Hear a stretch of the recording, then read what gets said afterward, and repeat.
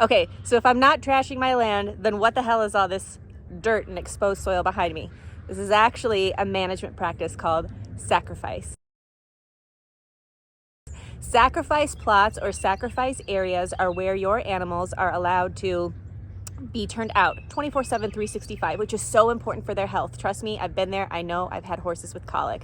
A sacrifice space is exactly what it sounds like. It's an area of land that we're giving to the animals to trash, but this allows them exercise and the freedom to roam while all the other pastures and grazing spaces are closed off. That way, the animals get what they need in a small, managed area while protecting the rest of the spaces.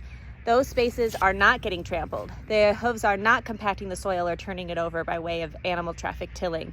It's not being grazed during the winter time. And so that way, all the cover crops that I planted previously, they stay intact. And that way, there's no erosion, bare soil, and come spring, everything grows up as it should. So the only area on the farm the animals are allowed to trash through just routine daily activity that they absolutely need is a special dedicated space called a sacrifice plot. For 4 draft horses, this area is right connected to the horse's stable, and it needs to be because I give them 24/7, 365 access to walking in and out of their stable.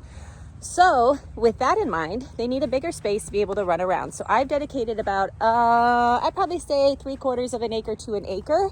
That's their sacrifice space. So they can weave in and out of our trail systems. They've got plenty of room to run around. Then I'm walking up the hill to one of my pastures. The only time the horses are allowed on it in the winter and summertime is when there's no moisture. We are currently in a frozen state in a dry spell. So that means the horses can come up here for about, 24, 36 hours, and then I'm gonna pull them. This is just a special treat because I wanna preserve my soil and I wanna preserve my cover crops. The horses graze this down at the end of the fall season to about a 4-inch height. This allows me to overseed and give the new seed direct access to the soil without disturbing the root structure and causing problems come spring regeneration. When the horses are allowed up here to graze, I spread the manure regularly so that any winter rains or early spring rains will evenly disperse the fertilizer. In the early spring, when this area starts to come back and regenerate itself with fresh new growth, that's when we start putting in our pasture rotation fences. We have 3 permanently fenced in pastures. This one that I'm standing in is about 1.5 acres. Another that I have is probably about 3/4 to 1 acre. And then the sacrifice area I mentioned earlier. Plus we have an overflow sheep area fenced in that's down by the stream, and that's probably about 1/2 acre or so. So when we take all of these areas in the springtime and divide them down further with temporary fencing, it gives us the ability to divide our pastures into smaller sections so that horses and sheep and the ducks and geese are going through very small regions, making sure they evenly graze/trample all the forage in that particular space evenly. And when they do that, then it allows me to move them to the next space, allow that group to come through behind them. I have a whole video on rotational grazing. So that's when we start introducing the animals back to forage full time, is when they have enough spaces that they could safely rotate through without damaging the soil. In the springtime, we begin this regimen. Fences are installed and divided as soon as that forage comes up, but the animals aren't turned out until grasses reach about 8 inches tall, and until legumes like alfalfa or vetch, if that's what you're growing, reaches about 10 inches tall.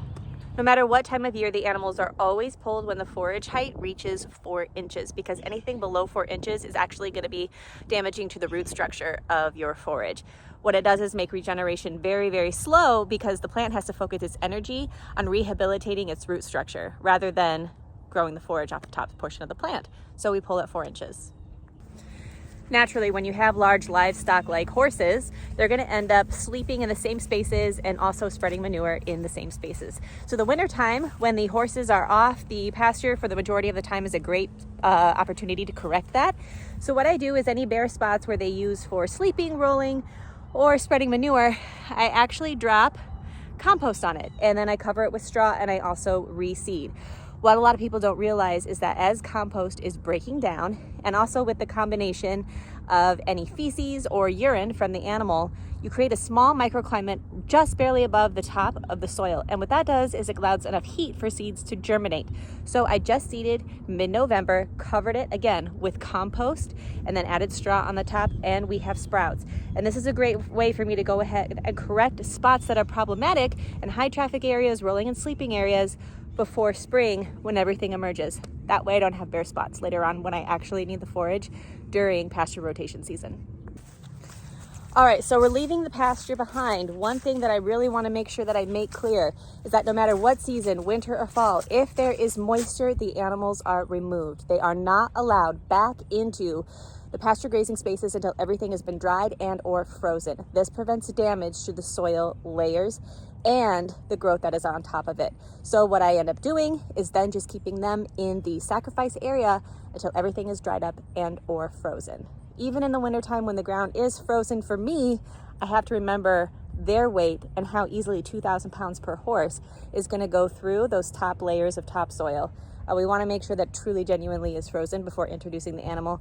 And even if it is frozen, only for a short period of time so as not to overgraze and accidentally hurt your land.